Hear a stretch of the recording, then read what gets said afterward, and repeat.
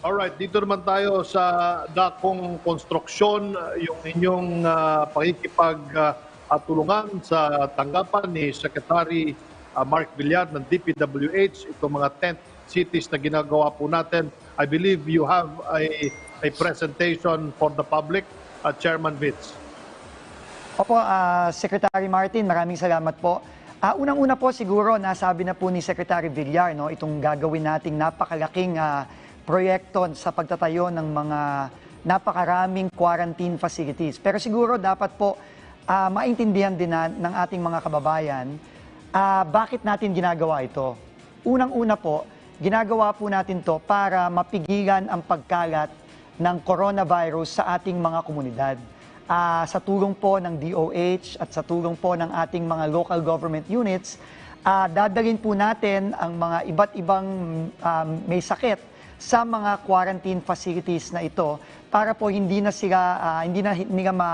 maikalat itong virus na ito sa ating mga kababayan. Kailangan po kasi nating protektahan at ayaw nating magkasakit ang ating mga kababayan at kanilang mga pamilya. Ikalawa po, alam na po naman natin ngayon na medyo dahil po sa dami ng nagkakasakit sa Metro Manila, lalo na ang mga ospital po natin is unti-unti nang napupuno. Ang ginagawa po natin ngayon dahil sa mga facilities na ito na ikakalat natin sa buong Metro Manila at sa buong Luzon, gusto po nating mapigilan ang pagdagsa ng mga tao sa ating mga ospital para po ang mga ospital natin ma-prioritize yung po talagang mga medyo critical at severe ang sakit at pangangailangan.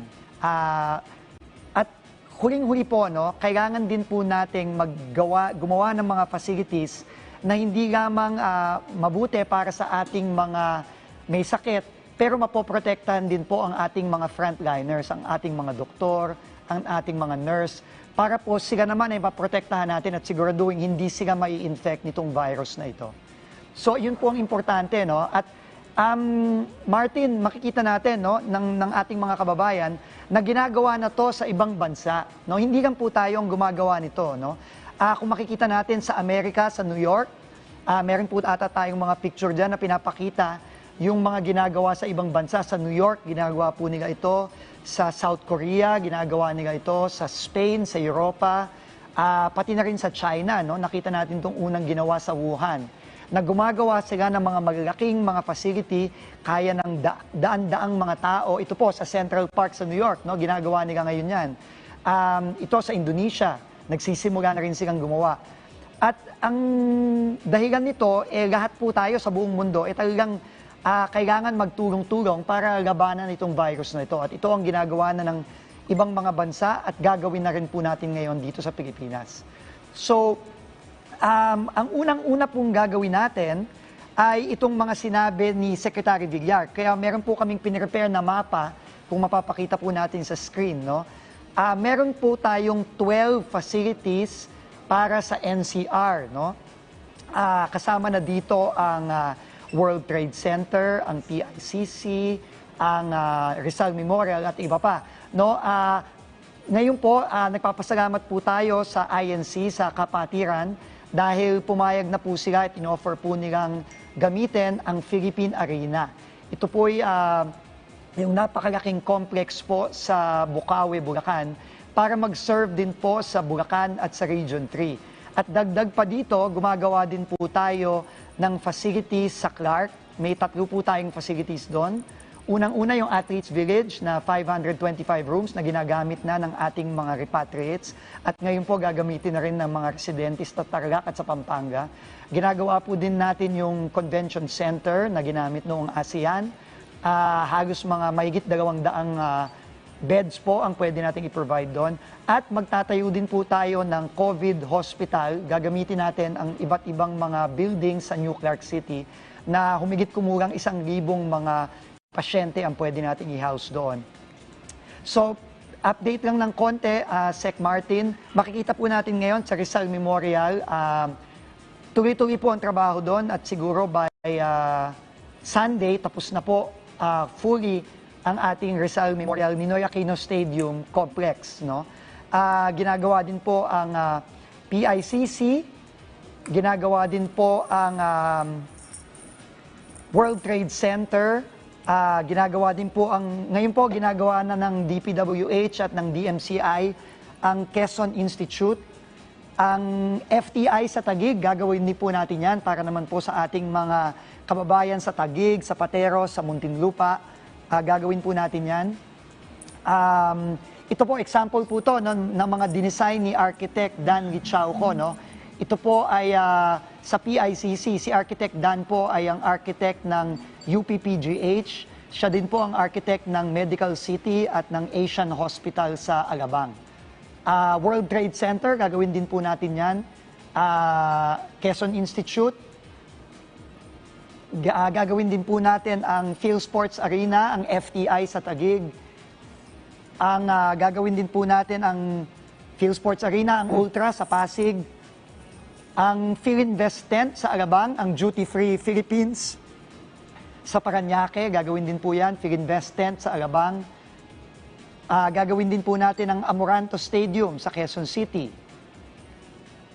Gagawin din po natin ang mga gagamitin din po natin ang mga open area sa Quezon Memorial Circle, gaya ng sinabi ni Secretary Villar. Ang Veterans Medical Center Complex, gagawin din natin yan, i-expand natin ang capacity ng hospital na yan. At gaya ng nasabi ko po, ang Philippine Arena, ito po ay magiging mega quarantine facility, no, dyan sa Central Luzon. Ginagawa na po natin ngayon ang Convention Center sa Clark, mga 200 beds yan, no? Yan po ang mga na-design na rin ni Architect Dan, no?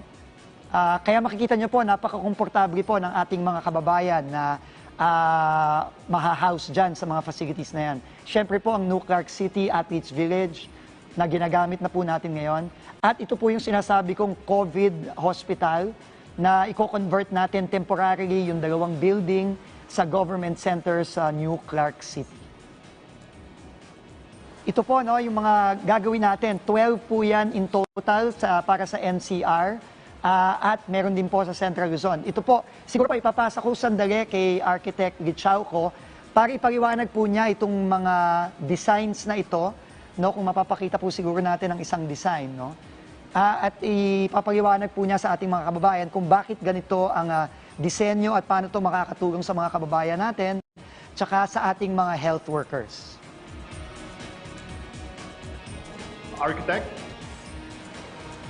Good morning, everybody. Yung design namin sa mga hospitals, mapapansin nyo, is color-coded. No? When we do a facility na ganitong karaming tao, what we have to do is we have to make sure na everybody knows what nurses station to go to. So kung pink yung nurses station nyo at pink yung cubicle nyo, then you go to that nurses station to ask for help. Yung lahat ng cubicles namin that's being built already today is like a mini hospital. So there's a nurse call system. Ibig sabihin yan, all you have to do is turn on a light, lalabas yung ilaw sa corridor para alam ng mga nurses kung saan pumunta so that you don't have to go to the nurses station to ask for help. Each facility, we also want to make sure now we protect the staff, we protect the nurses. So we're putting all the nurses stations in enclosed rooms with HEPA filtration.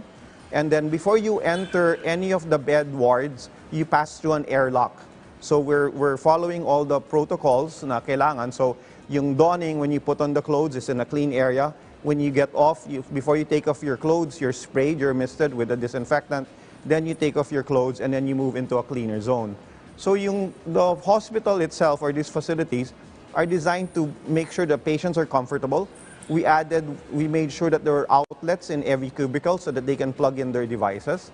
We have nourishment stations, water stations, so that they can basically get anything they need while they're quarantined.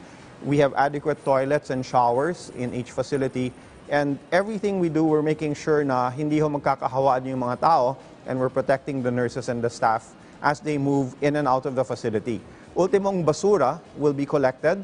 The garbage will have to be sprayed down and disinfected before it's picked up by the staff, by the providers. Food will be delivered to every room.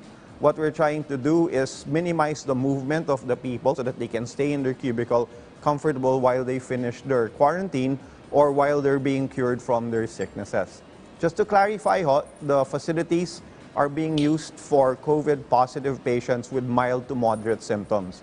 Once you become more severe, hopefully naman, konti na lang yung mga ganyan, then the facilities are designed so that you can be shipped to a hospital with a partner hospital na katabi.